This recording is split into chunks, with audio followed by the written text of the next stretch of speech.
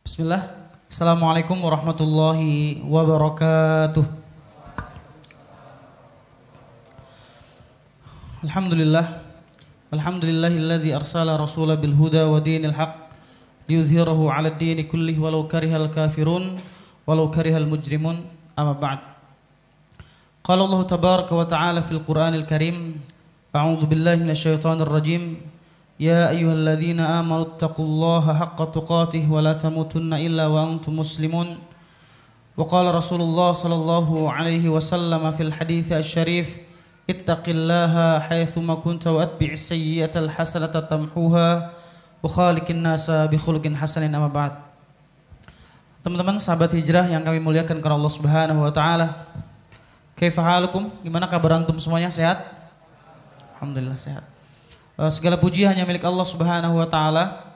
Pada kesempatan di malam hari ini, di tengah derasnya hujan mengguyur kota Serang, ternyata tidak menyurutkan langkah dan semangat teman-teman sekalian untuk hadir di salah satu rumah Allah Subhanahu wa taala. Semoga dengan semangatnya kita duduk di majlis ilmu menunjukkan bahwa kita pun semangat akan menuju surga Allah Subhanahu wa taala. Amin ya rabbal alamin. Nikmat yang agung yang selama ini Allah titipkan buat kita semuanya, namun sering kita lupakan, adalah ketika kita masih diberikan kesempatan untuk beramal soleh, teman-teman sekalian. Simpel, sederhana. Kalau kita ingin menilai seberapa berkah hidup kita, itu bukan dinilai dari seberapa banyak harta yang kita miliki, bukan dinilai dari seberapa tinggi jabatan yang kita duduki, bukan dinilai seberapa banyak kekasih yang kita miliki juga. Tetapi berkah tidak berkahnya hidup seseorang itu bisa dilihat dari aktivitas dia sepanjang hari. Kalau dari mulai matanya terbuka kemudian sampai matanya tertutup isinya hanya taat, itu tandanya berkah. Makanya salah satu di antara hadis Rasulullah mengatakan, inna min alamati sukhtillahi 'alal 'abdi ayashghilahu bima la yanfa'u. Di antara tanda bahwa Allah itu murka, tidak senang dengan seorang hamba saat seorang hamba itu disibukkan dengan sesuatu yang tidak bermanfaat untuk akhiratnya. Dia sibuk tongkrong sana sini tapi nggak pernah melahirkan manfaat. Dia sibuk bisnisnya tapi bisnisnya nggak pernah mendekatkan dirinya kepada Allah Subhanahu wa taala. Maka kalau hari ini derasnya hujan tidak menghalangi kita untuk duduk di majlis ilmu, itu menunjukkan Allah sedang mencintai kita. Dan ingat, Allah berbeda ketika menghadirkan cintanya kepada kita, tidak seperti hamba dengan hamba yang lainnya. Kalau orang yang cinta dengan kita akan menuruti apa yang kita minta, begitulah orang yang jatuh cinta. Tetapi ketika Allah mencintai seorang hamba, maka deklarasinya kata Allah, innallaha idza ahabbal qaum ibtalahum, kata Rasulullah. Allah kalau sudah cinta, itu mesti Allah akan tantang dia. Allah akan uji dia. Dengan ujian apa? Dengan ujian yang menjadikan dia jujur atau dusta dengan ucapan cintanya kepada Allah Subhanahu wa taala. Coba tengok dalam sejarah. Adakah di antara deretan orang yang paling dicintai Allah, baik dari anbiya sampai solihin, orang-orang yang saleh, itu lepas dari ujian Allah? Gak mungkin. Gak mungkin. Semuanya pasti diuji oleh Allah Subhanahu wa taala agar Allah tahu siapa di antara kita tuh yang benar-benar jujur mencintai Allah. Karena banyak di antara kita yang belum jujur mencintai Allah. Tandanya apa? Baru sedikit melangkahkan hijrah, tersandung, kemudian dia menangis dan meminta pulang kembali. Pulang kemana? Pulang kembali ke maksiatnya, pulang kembali ke teman-temannya dulu. Dia tetap berjalan. Padahal kalau mungkin analogi seorang pendaki, kalau surga itu ibaratkan puncak gunung, maka saat kita memutuskan untuk mendaki gunung tersebut, terkadang kecintaan kita terhadap gunung tersebut berubah. Udah masuk ke tengah hutan, kita akan berubah pikiran. Ternyata naik gunung gak gampang yang dipikirkan ya. Harus kepleset, harus terpelanting, tapi jangan putuskan untuk berlari ke belakang, karena itu sia-sia. Tetap aja nikmati prosesnya sampai kita berada di puncak. Karena kalau sudah di puncak, kita akan tahu betapa mudah dan betapa indahnya semua yang kita lewati nanti. Maka teman-teman yang di belakang Allah Subhanahu wa taala, semoga dengan bermajlisnya di malam hari kita ini menunjukkan semangatnya kita untuk mengejar surga Allah Subhanahu wa taala.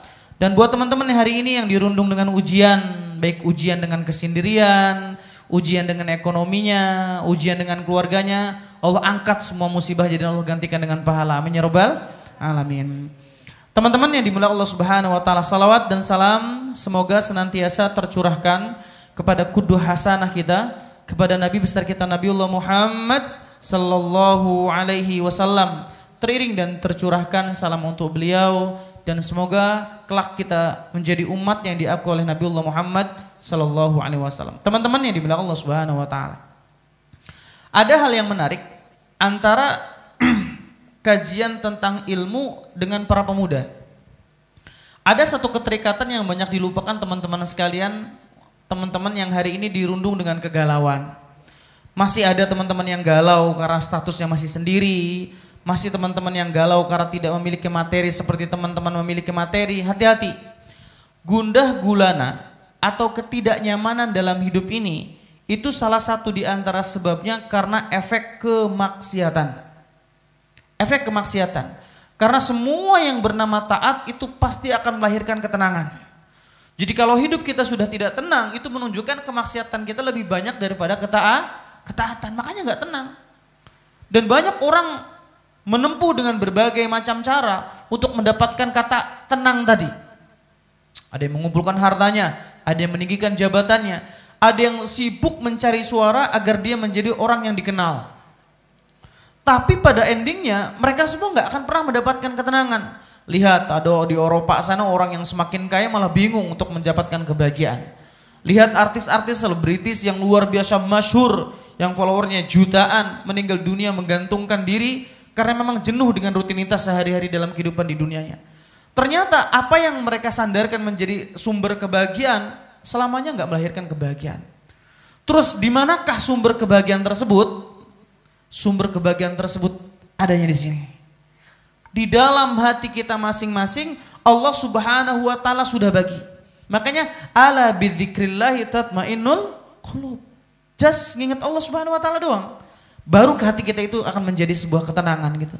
Maka semoga dengan duduknya bermajlis ilmu di malam hari ini kita sama-sama diberikan ketenangan oleh Allah Subhanahu wa taala. Jadi kalau hari ini nanti selesai duduk bermajlis ilmu, kemudian kita selesai mengambil sandal kita masing-masing, kemudian kita mau pulang, coba tanyakan dalam diri kita masing-masing, timbul ketenangan apa enggak? Kalau belum, berarti belum benar untuk ilmunya. Sebab Rasulullah sallallahu alaihi wasallam selalu mengatakan, "Ma ijtama qaumun fi baitin min buyutillah yatluna kitaballah wa yatadarrasuna bainahum illa nazalat alaihimus sakinah." Ma izdama qaumun, tidaklah berkumpul satu kaum fi baitin min buyutillah, dia berkumpul di salah satu rumah-rumah Allah Subhanahu wa taala dan masjid Allah, illa apa yang Allah janjikan, nazalat alaihimus sakinah. Allah pasti berikan reward terbaik buat orang-orang yang duduk di majelis ilmu dengan ketenangan. Dengan ketenangan. Makanya buat teman-teman di luar sana yang belum mendapatkan ketenangan, ajak dia, rangkul dia, dudukkan di sini. Simak bagaimana Allah berbicara, simak bagaimana Rasul bertutur. Kalau hatinya belum juga tenang, tanyakan sama Allah, ada kemaksiatan apa yang menghalangi kita dengan Allah mendapatkan ketenangan? Karena sesungguhnya dosa yang kita lakukan teman-teman sekalian, dari akhil balik sampai sekarang ini, itu seperti titik hitam yang terus mengisi dalam relung hati kita. Semakin banyak orang berbuat kemaksiatan, semakin banyak titik hitam yang melekat dalam hatinya. Efeknya, kalau ada nasihat datang, nasihat itu sulit untuk menembus hatinya. Sebab hatinya terlalu pekat diliputi dengan kemaksiatan. Tapi kalau ada orang dibacakan Al-Quran langsung meneteskan air matanya, diingatkan tentang Allah, dia langsung takut, diingatkan tentang neraka, dia langsung merinding. Ini menunjukkan bahwa hatinya normal dan itu merupakan rasa takut yang sesungguhnya kepada Allah. Tapi kalau hari ini banyak wasilah-wasilah kita yang mengingatkan kita tentang Allah, kemudian kita lupakan begitu saja. Maka teman-teman yang dibilang Allah Subhanahu wa taala, malam hari ini saya tidak terlalu banyak panjang lebar ya. Karena punten sebenarnya agak sakit kepala sebelah gitu. Tapi tidak membuat anak patah semangat untuk menyampaikan sedikit nasihat di malam hari ini. Ngelihat teman-teman antusiasnya luar biasa ya. Saya pikir mungkin ada orang dua gitu, tak ajak catur tadi kalau orang dua mah ya. Karena banyak orang ini mah futsal juga berlebihan ini mah ya. Nah teman-teman yang dimuliakan Allah Subhanahu wa taala, malam ini kita akan membahas tentang dosa-dosa besar yang ke-8, memakan harta anak yatim dan secara zalim. Namun sebelum membahas tema ini, ada sedikit yang ingin saya sampaikan. Bahwa teman-teman yang dimuliakan Allah Subhanahu wa taala, barometer seseorang itu dikatakan sempurna imannya ketika seseorang itu memiliki standar untuk mencintai saudaranya. Kalau hari ini orang dikatakan bertambah ilmunya, tetapi pun tidak bertambah rasa cintanya kepada saudara mukminnya, itu menunjukkan kesempurnaan imannya sudah hilang.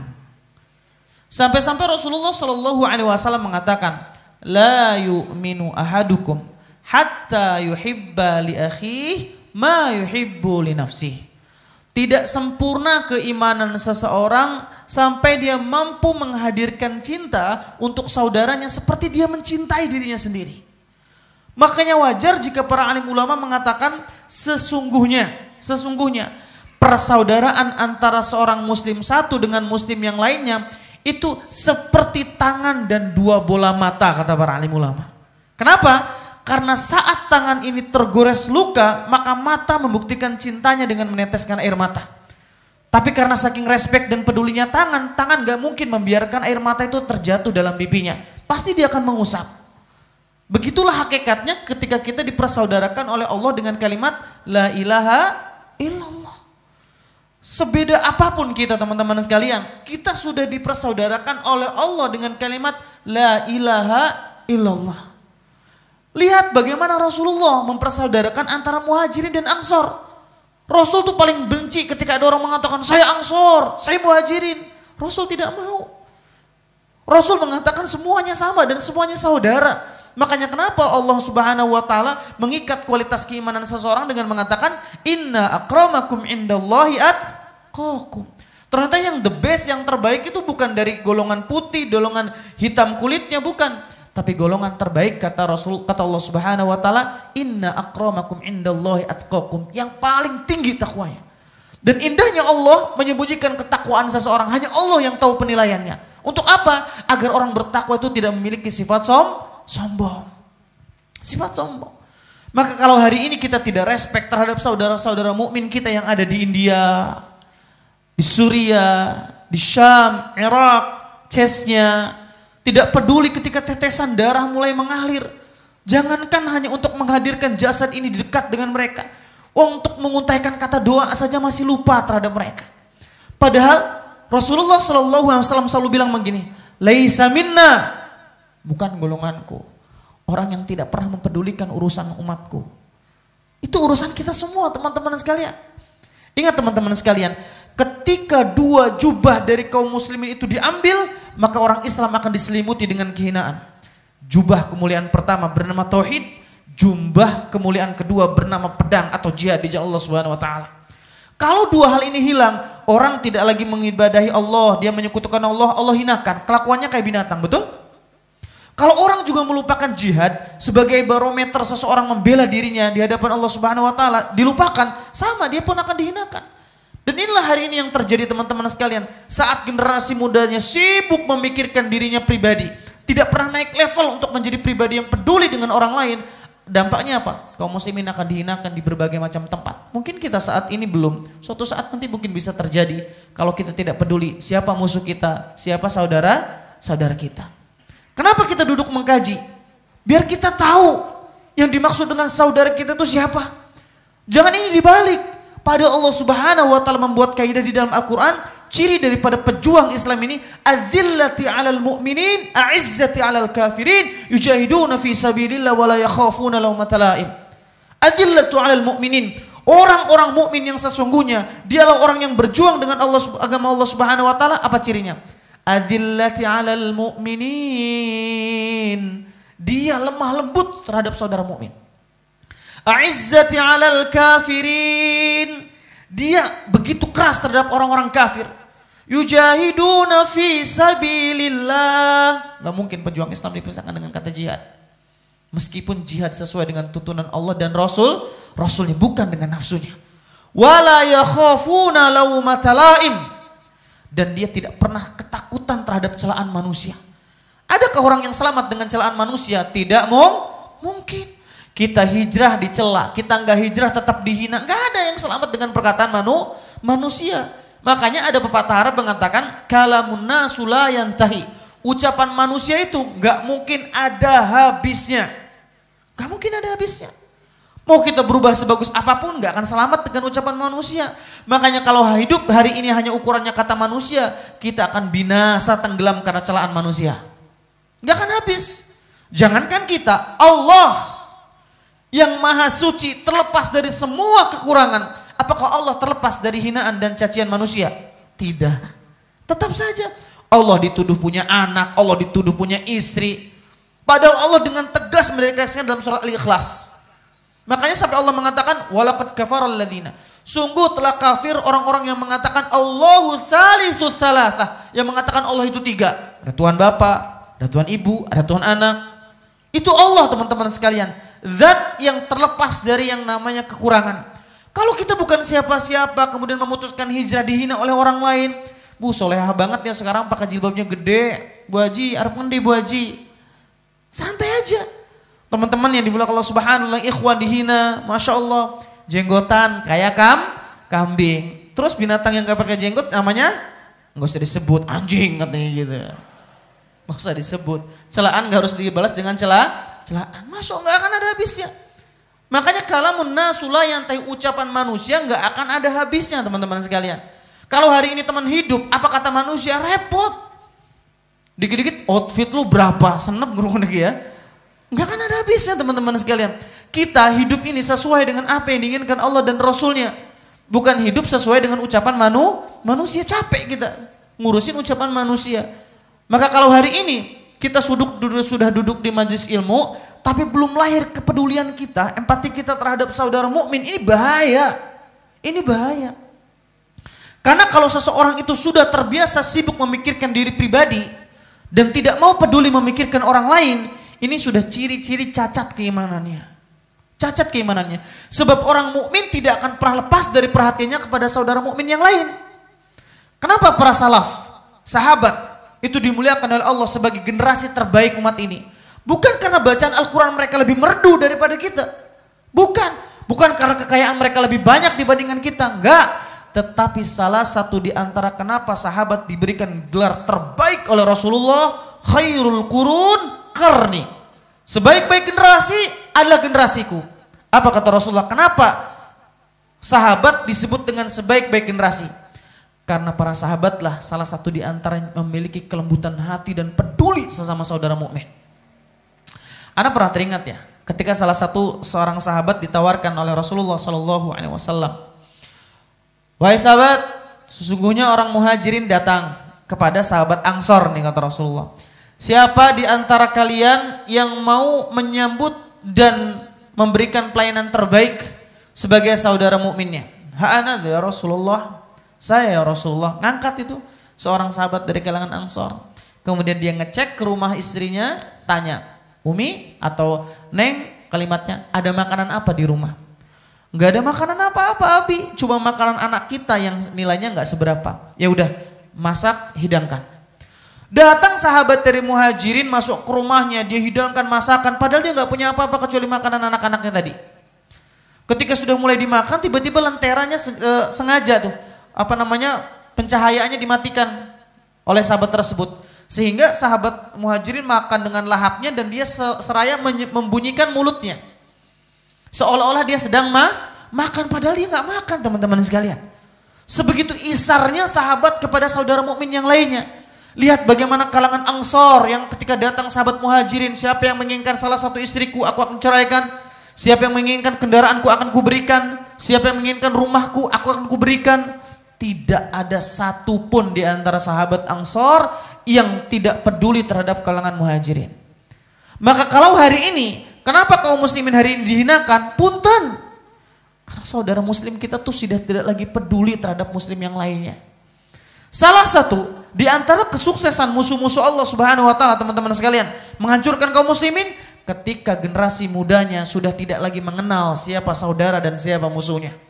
Sibuk kita bertikai gara-gara yang satu bismillah pakai jahar, yang satu pakai sir. Sibuk kita bertikai gara-gara yang satu pakai kunut, yang satunya lagi nggak pakai kunut. Sibuk kita bertikai gara-gara soft, yang satu merapatkan, yang satu tidak mau dirapatkan. Pernah sih mendengar langsung, dirapetin, geser dia. Aja rapat-rapat, wong nang dur dander gak ada rapat mora cukul. Widih jadi kita. Apa nih mamang kini gegogol dander segala. Saya balas, ini bukan pohon singkong, ini pohon jati Kang, kata saya. Kalau nggak deket nantinya nggak lurus. Logika yang akan maju, salah. Maka teman-teman yang dibilang Allah Subhanahu wa taala, orang sudah berangkat ke bulan, kita masih sibuk di terminal Pakupatan. Orang sibuk sudah bagaimana membangun ekonomi Islam, membangun kemajuan kemaslahatan kaum muslimin, membangun teknologi buat kaum muslimin. Kita sibuk hanya bertikai siapa imam salat maghrib. Orang sahabat cek imam gejar. Masih pakai dosa nih. Emang siralaka? Wah kayak kita kepada bahaya meninggal. Masya Allah. Maka teman-teman yang dimuliakan Allah Subhanahu Wa Taala, kalau pola pikir kita tidak dirubah, mindset kita nggak dirubah untuk peduli terhadap kaum muslimin, ya udah. Selamanya kita akan seperti ini terus, anak serang seperti ini, sibuk nongkrong sendiri. Teman-teman gak pernah kepengen dah bahwa kita memajukan dakwah, kajian di alun-alun Serang gitu ya. Ngeblar baleng, ya Allah jadi kepengen banget itu. Kalau hari ini sibuk kita hanya sendiri menggalaukan diri sendiri hanya seputar masalah jodoh, masalah bisnis yang sulit berkembang, itu permasalahan kecil. Permasalahan kecil. Orang-orang hebat itu digalaukan dengan perkara-perkara yang berat. Salahuddin Al-Ayyubi galau, Muhammad Al-Fatih galau, tapi galaunya itu galau yang berkualitas. Berbeda dengan kita galau yang ditinggal nikah, apalagi ditinggal pas lagi sayang-sayangnya. Masya Allah. Ketika ditanya kenapa Ahmad gak ngaji, ikhwan yang saya cari Ustadz sudah nikah sama orang lain. Bolehkah saya tikung Ustadz dalam sepertiga malam? Lebay. Masya Allah gitu. Apakah hidup ini tentang aku dan dia? Bukan. Hidup ini bukan tentang kamu dan dia. Hidup ini tentang kita semuanya loh. Hidup ini bukan tentang hitam dan putih yang sibuk memikirkan hanya kebahagiaan diri sendiri, kemudian melupakan kebahagiaan orang lain. Karena cukup orang dikatakan bahagia ketika dia sudah membahagiakan orang lain.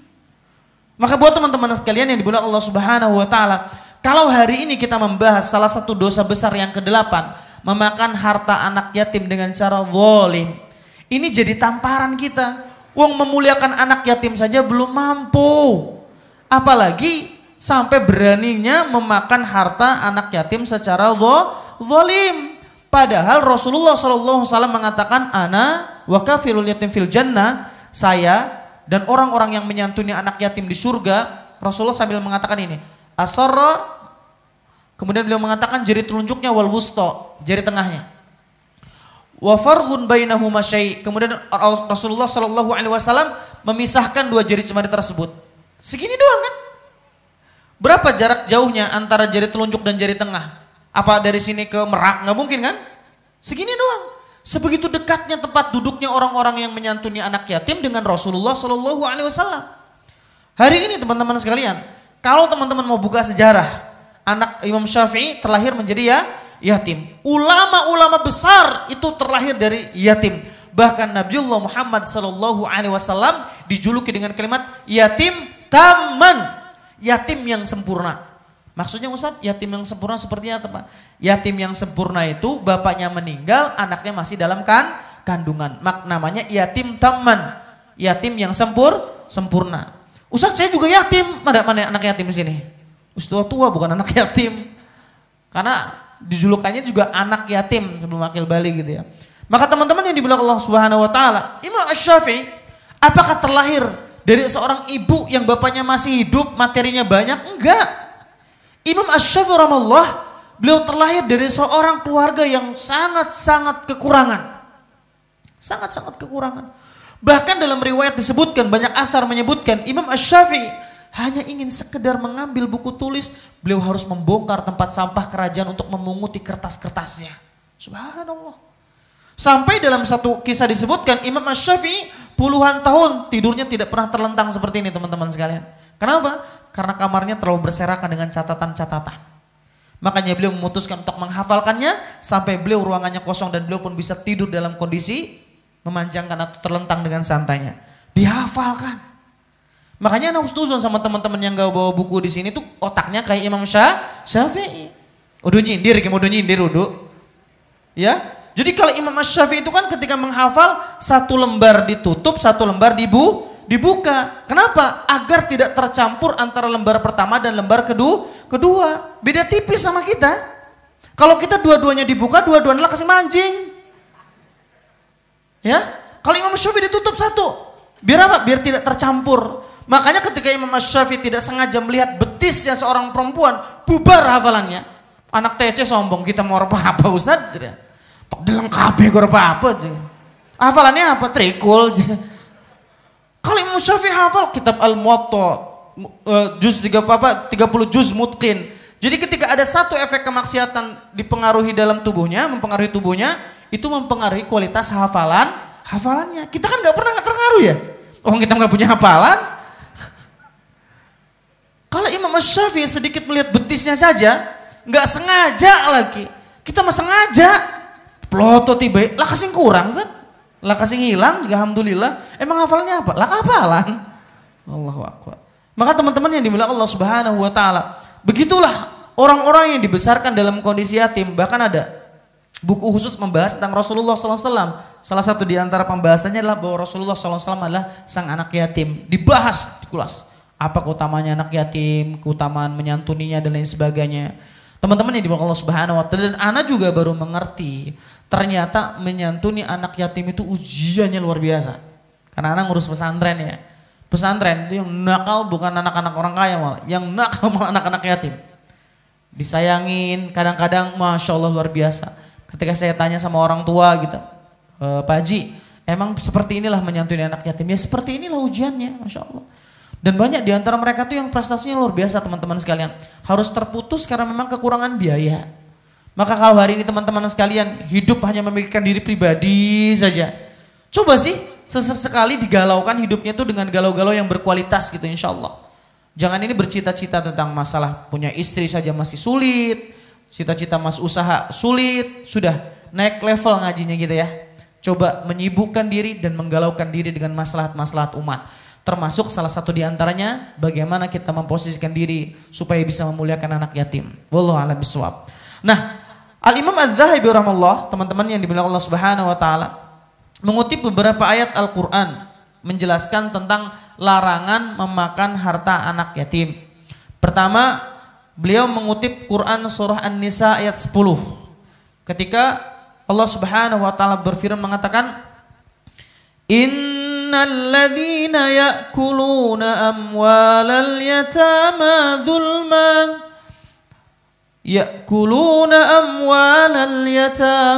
dzulman innama ya'kuluna fi butunihim nara wa yaslawna sa'ira. Bahkan dalam surah Al-An'am ayat 152, wala taqrabu malal yatim illa billati hiya ahsan. Allah Subhanahu wa taala menyebutkan surah An-Nisa, innal ladzina ya'kuluna amwalal yatama dzulman innama ya'kuluna fi butunihim nara. Jadi sesungguhnya orang-orang yang memakan harta anak yatim secara zalim, kita akan jelaskan zalimnya seperti apa.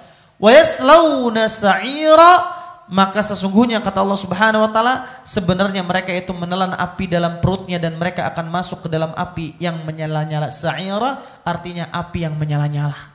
Loh, banyak sekarang lembaga-lembaga yang mengatasnamakan aitam, anak-anak yatim, itu sengaja untuk menjadi badan usaha. Ini kisah real loh. Ada seorang ustadz yang menemukan satu pesantren, itu ditulis sebenarnya Darul Aitam. Negerinya anak-anak yatim, ditempel sama dia, ditutup. Des, yayasan tersebut. Kemudian diajukan proposal ke Timur Tengah, kemudian ke ibu kota, sampai mengalir dana yang banyak sekali, tapi untuk memperkaya para pengurusnya. Anak yatimnya nothing, nggak ada. Sampai ketahuan terbongkar, itu kezaliman yang luar biasa diancam oleh Allah Subhanahu wa taala dalam surah An-Nisa tadi. Makanya hati-hati menyikapi anak yatim. Kalau bisa menyantuni, ya kalau belum bisa menyantuni jangan pernah mencela, apalagi menyakiti. Hati-hati. Yang kedua, Quran surah Al-An'am ayat 152. Wala taqrabu malal yatim illa billati hiya ahsan. Dan janganlah kamu mendekati harta anak yatim kecuali dengan cara-cara yang lebih bermanfaat. Hati-hati ya. Makanya buat teman-teman sekalian yang hari ini dekat sama anak yatim atau mengolah suatu lembaga, jangan sampai kita menggampangkan untuk memakan harta anak yatim. Ustadz, gimana ceritanya kalau kita juga pengurus kemudian kita boleh makan? Boleh, dengan sewajarnya dan tidak boleh menggunakan cara yang zalim. Karena ada orang yang menampung anak yatim kemudian menjadi sebuah proposal hidup, paham ya? Diajukan, turun dana, nggak ke anak yatim, malah dikembangkan di usaha lain. Anak yatimnya terlantar gitu saja. Itu banyak. Dan mencari anak yatim teman-teman sekalian untuk mencairkan dana dari Timur Tengah itu lebih mudah. Lebih mudah. Orang-orang Qatar, orang-orang Saudi itu pengen banget ketika ada satu pesantren, ada anak yatimnya tuh dia nggak tanggung-tanggung untuk memberikan donasi-donasi dan bantuan. Dan disitulah dimanfaatkan oleh beberapa oknum di Indonesia untuk memperkaya dirinya sendiri. Dia nggak punya usaha, dia nggak punya bisnis, dia hanya mengumpulkan anak yatim, kendaraannya Alphard. Ada, itu real ditemukan di Indonesia. Na'udzubillah min dzalik, padahal diancam oleh Allah Subhanahu wa taala, ya'kuluna fi butunihim nar wa yaslawna sa'ira. Sebenarnya dia sedang memasukkan ke dalam perutnya itu api neraka. Na'udzubillah min dzalik. Maka berhati-hatilah terhadap masalah makanan seperti pembahasan riba. Karena sayati zaman, akan datang satu zaman di mana manusia tidak lagi memperhatikan tentang rizkinya. Halal haram hantam. Kalau ada istilah orang Serang bilang gini, lah sing haram ke gua, tiap apa sing halal. Hantam basita lah sepenting wareg. Hati-hati. Makan terserah sekenyang-kenyangnya, setamak-tamaknya. Tapi ingat, setiap satu suapan yang dimasukkan ke dalam mulut kita akan dipertanggungjawabkan di hadapan Allah Subhanahu wa taala. Rasulullah pernah makan bareng teman-temannya, makan daging teman-teman sekalian. Rasul ngingetin, kata Rasulullah, Rasul kan senang banget daging kambing gitu ya, apalagi bagian pahanya gitu. Makanya buat teman-teman yang belum doyan daging kambing tuh diusahakan belajar makan daging kambing, luar biasa. Ustaz banyak penyakitnya, yang banyak penyakitnya tuh bukan dagingnya, tapi jeroannya. Apalagi Indonesia, daging kambing ini macam-macam ya. Eman Ustaz daripada dibuang kan gitu. Padahal itu sebenarnya sumber penyakitnya. Jadi dimakan, dipanggang, Rasulullah SAW juga kan diracuni oleh wanita Yahudi. Salah satu di antara faktor Rasul meninggalkan karena teracuni, itu sebabnya karena makan daging kambing tadi yang diberikan racun. Nah Rasul pernah makan daging kambing bersama para sahabat, setelah kenyang Rasulullah bilang gini, ini akan ditanyakan di hadapan Allah Subhanahu wa taala. Tuh, padahal sudah jelas halalan, thayyiban. Makanya jangan sampai gara-gara masalah bisnis kemudian kita menghalalkan segala cara. Ingat, ikhtiar boleh sama, tapi rizki nggak mungkin sama. Karena sudah ditakar berbeda-beda menurut keperluan kita masing-masing kata Allah. Ikhtiar boleh sama, sama-sama jual nasi goreng di satu komplek, tapi rezekinya beda. Itulah yang menjadikan ulama sekali tabi'in Hasan al-Basri, kenapa kalau cari maisah, cari penghidupan itu tenang? Ketika ditanya apa rahasianya? Alimtu anna rizki lan ya'khudha ghairi fatma'anna qalbi. Saya itu selalu yakin rezeki saya nggak mungkin tertukar sama orang lain, makanya saya hatinya tenang. Ini kadang-kadang ikhwan ada yang reseh. Ada ikhwan yang lain dapat motor, dia yang sibuk sendiri. Ikhwan yang lain rupanya nggak ganteng, dapat istrinya cantik, kita ribut dewek. Kita mau terima bojokan rapina ayu aja ya. Akhwat juga banyak yang kayak gitu ternyata. Akhwatnya biasa-biasa aja dapat suaminya ganteng. Yang repot temannya di samping. Gue pelet kayaknya kun. Sibuk amat ngurusin orang lain ya. Allah Subhanahu wa taala sudah membagi kebutuhannya masing-masing. Ada apa yang direpotkan dalam hidup kita? Makanya orang yang paling kurang kerjaan itu ketika orang memikirkan hidupnya orang lain, hasad terhadap orang lain, repot hidupnya. Na'udzubillah min dzalik. Dan Rasulullah SAW bersabda, jauhilah oleh kalian 7 dosa besar. Beliau menyebutkan diantaranya adalah memakan harta anak yatim. Maka teman-teman yang dibilang Allah Subhanahu Wa Taala, pembahasan anak yatim nggak begitu banyak ya. Paling nanti akan dibahas di pertemuan berikutnya insyaallah kalau Allah berikan umur panjang buat kita semua, membahas tentang berdusta atas nama Nabi. Ini kenapa pentingnya kita belajar hadis, pentingnya juga belajar mengerti derajatnya hadis. Jangan sampai sing penting tulisannya Arab itu perkataannya Rasulullah. Nikmatul udud ba'da dahri katanya gitu. Nikmatnya ngerokok setelah dahar, setelah makan. Hadisnya sahih katanya, sahih sing endi sahih. Ngerangkai sendiri itu mah hadisnya. Kan Arab tulisannya Ustaz, ya enggak semua Arab juga hadisnya Rasulullah. Makanya belajar mustalahul hadis agar tahu derajat-derajat hadis. Nah teman-teman yang dimuliakan Allah Subhanahu Wa Taala, itu pembahasan sedikit tentang masalah anak yatim. Silahkan kembangkan dalam sebuah pertanyaan. Namun sebelum teman-teman mempersiapkan pertanyaan, ada pertanyaan yang kemarin sempat belum terjawab nih. Sesi ini untuk menjawab pertanyaan-pertanyaan ini, biar enggak penasaran buat tete-tete atau kakak-kakak yang bertanya kemarin. Bismillah. Assalamualaikum Pak Ustadz. Waalaikumsalam. Ustadz, nenek memberikan ASI kepada cucunya. Bagaimana hukumnya? Mohon penjelasannya, syukran jazakallahu khairan. Ya, hukumnya boleh-boleh saja. Boleh-boleh saja dan memang disusui atau tidak, tetap cucunya adalah mahramnya.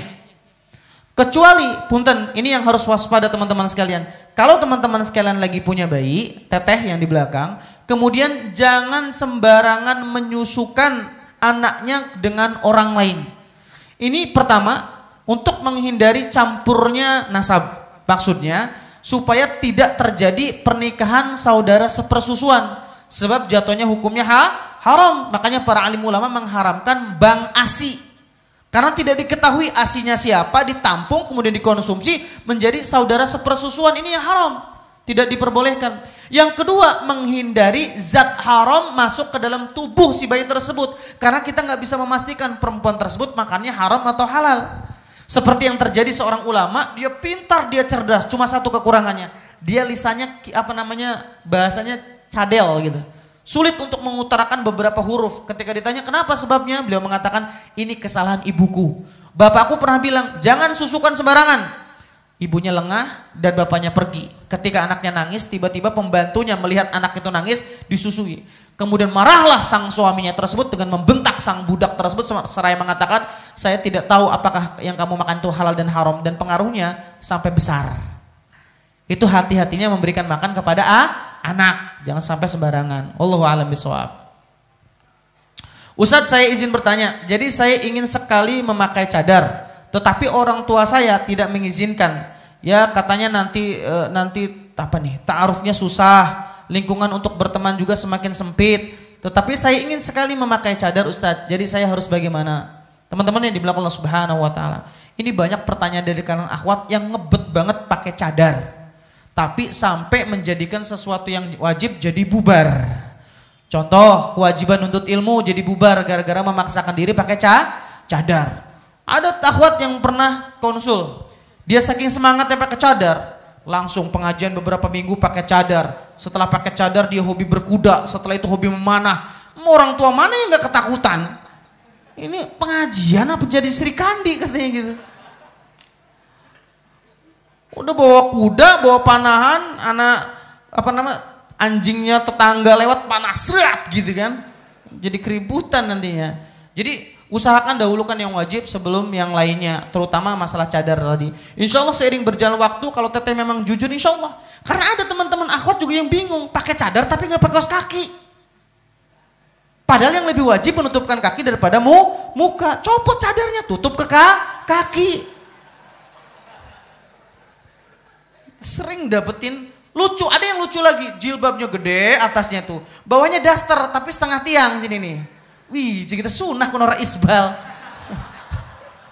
Cuma nggak tepat gitu ya. Cuma nggak tepat. Allah alam bisawab. Yang jelas mungkin ilmunya husnuzon kita sampai setengah tiang, belum nyampe ke bawah. Makanya husnuzonnya seperti itu. Ana izin bertanya, bagaimana jika suami tidak senang dengan istri suka ikut kajian-kajian karena dianggap cari ikhwan yang soleh? Astagfirullahaladzim. Cemburu amat ya suaminya. Dan dikira senang dengan ustadznya. Astagfirullah. Ini fitnah. Apakah ana masih boleh ikut datang ke kajian lagi? Apakah dosa tidak suami ngalangin istri belajar agama? Yang utama kawal istrinya sampai ke majlis ilmu, kenalin sama ustadznya, biar ustadznya ajarin poligami sekalian gitu. Jadi jangan sampai hal-hal yang semacam ini menjadikan tali antara seorang istri dan seorang suami itu terputus. Masih banyak cara teman-teman sekalian yang akhwat di belakangnya. Jangan sampai memaksakan, oh nggak boleh, ketaatan kepada makhluk itu nggak boleh, kecuali dalam ketaatan kepada Allah Subhanahu Wa Taala. Kalau sudah bermaksiat nggak boleh, jangan sampai. Karena kalau kita bisa mengakses ilmu ini misalkan di rumah, fadhol di rumah. Kalau bisa datang ke sini sebagai perempuan dan ada suaminya, ahsan diajak juga suaminya di sini, biar lebih enjoy, lebih nyambung. Karena tadi kalau suaminya terus yang memiliki ilmu, istrinya nggak punya ilmu, repot. Atau kebalikannya, suami ilmunya tinggi banget, tapi punten, istri nggak nyampe pikirannya.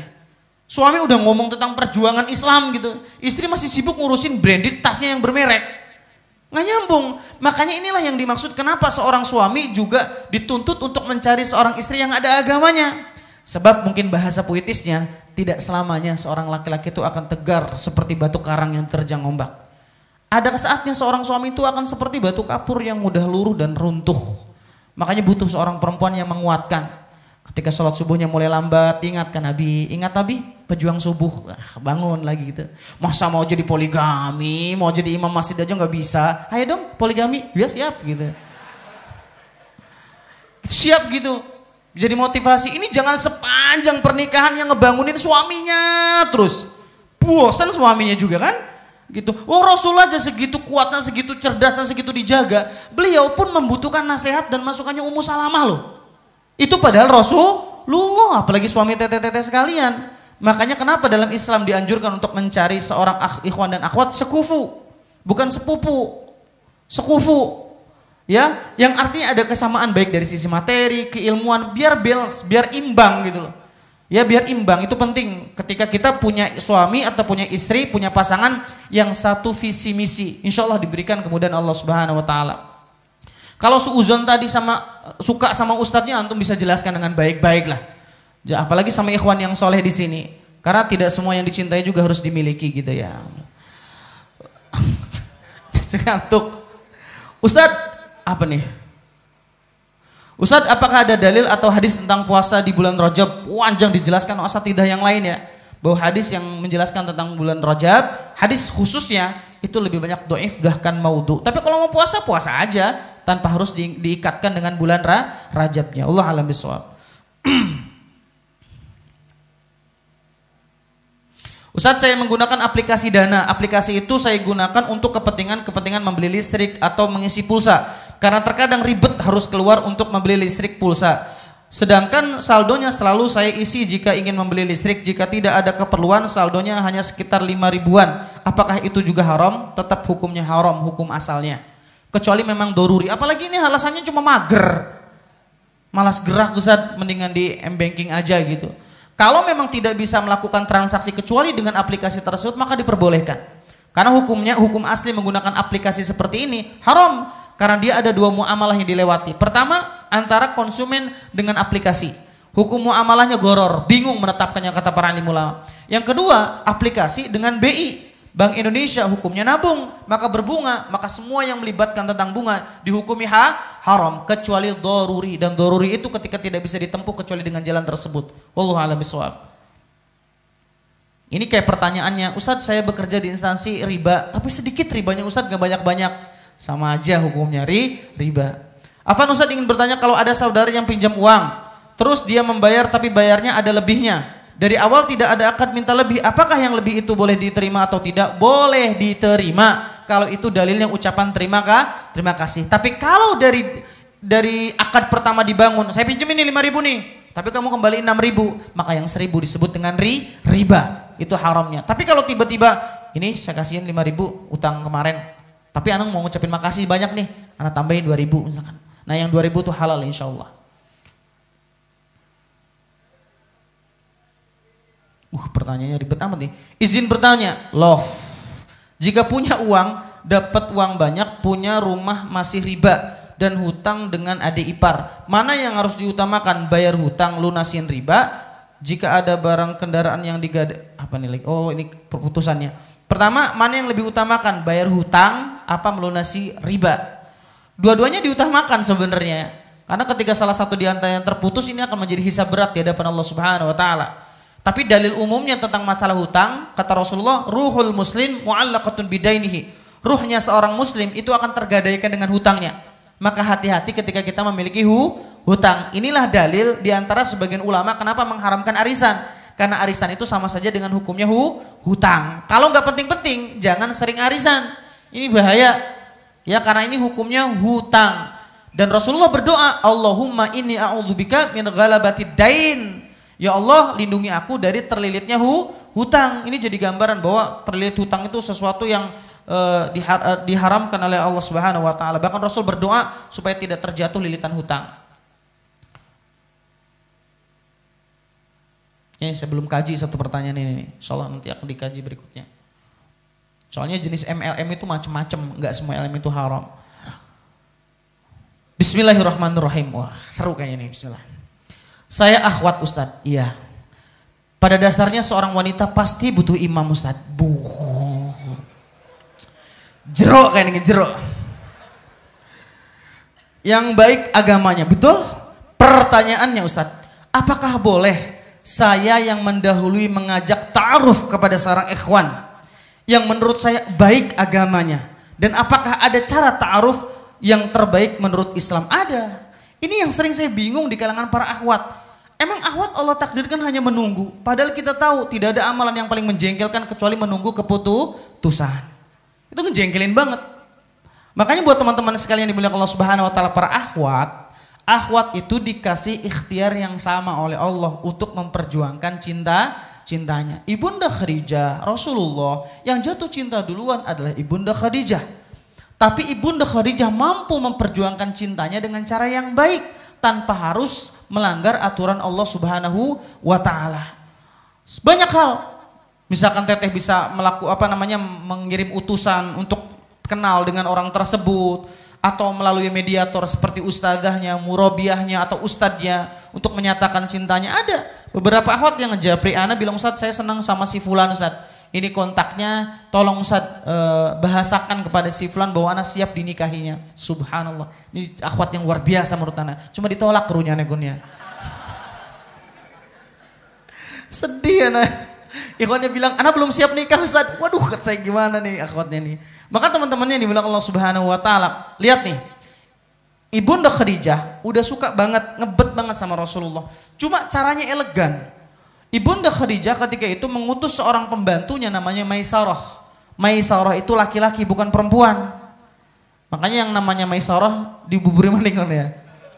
Namanya laki-laki bukan perempuan. Ini budak diutus oleh Ibunda Khadijah untuk memata-matai, dalam artian untuk mengetahui bagaimana suluk dan akhlaknya Rasulullah. Ketika sudah berjalan ke Syam, jual beli, orangnya amanah, jujur, tampan, malamnya hidup dengan sholatnya, muamalahnya juga terjaga dari hal-hal yang diharamkan. Laporan sama Ibunda Khadijah, ya Khadijah sesungguhnya Muhammad seperti ini. Nambah jatuh cinta. Akhirnya Rasulullah pun ditemui oleh seorang perempuan namanya Nusaibah atau Nasibah. Ini perempuan yang diutus oleh Ibunda Khadijah untuk menyatakan cintanya kepada Rasulullah. Dan ingat bahasanya, keren teman-teman sekalian. Apa bahasanya? Ya Muhammad, saya lihat umurmu sudah usia yang dewasa, 25 tahun. Dan saya lihat kau sudah saatnya untuk menikah. Rasulullah bilang, dengan siapa aku menikah? Saya lihat-lihat tidak ada perempuan yang pantas bersanding denganmu kecuali Khadijah binti Khuwailid.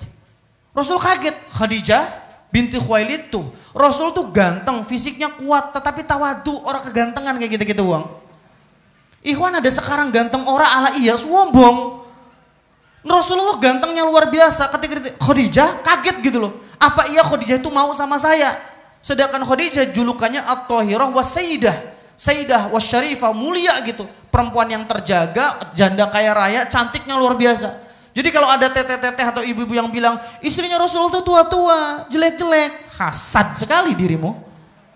Istrinya Rasulullah tuh nggak ada yang jelek, baik fisik ataupun jiwanya, karena dipilih oleh Allah disandingkan dengan manusia paling mulia. Semuanya cantik-cantik, baik luar dan dalamnya. Maka ketika Nusaibah mengatakan kalimat seperti itu, Rasulullah tawadu, Khadijah binti Khuwailid. Iya, kalau urusan itu biar aku yang ngurusin. Tuh, bahasanya elegan. Andai kata Rasulullah menolak pinangan Khadijah, misalkan Rasul mengatakan, oh saya belum siap nikah, nama Ibunda Khadijah tetap mulia dan terjaga, betul? Tapi beda kalau wong Serang. Wong Serang macaranya kadang-kadang kampungan. Bocah kan kedemen sira-sira aja.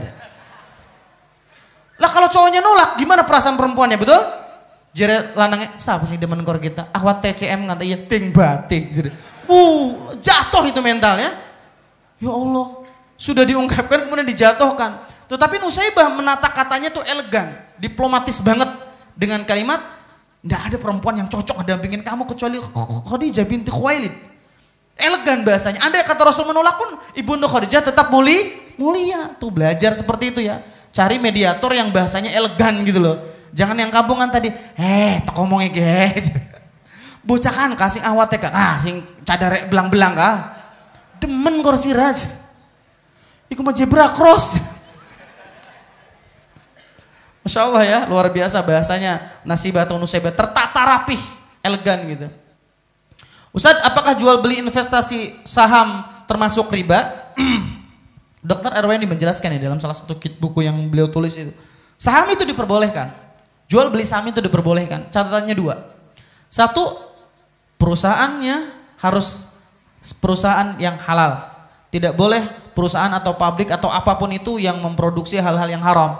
Yang kedua, harus terbebas dari transaksi menggunakan bank. Pertanyaannya, adakah perusahaan besar yang terbebas dari transaksi bank? Ini yang repot. Maka kalau tidak ada, ya jangan. Tapi kemungkinan masih bisa. Mungkin di negara-negara lain ada investasi di perusahaan yang terlilit dari yang namanya tentang masalah riba dan juga memang memproduksi hal-hal yang diperbolehkan. Wallahu a'lam bishawab.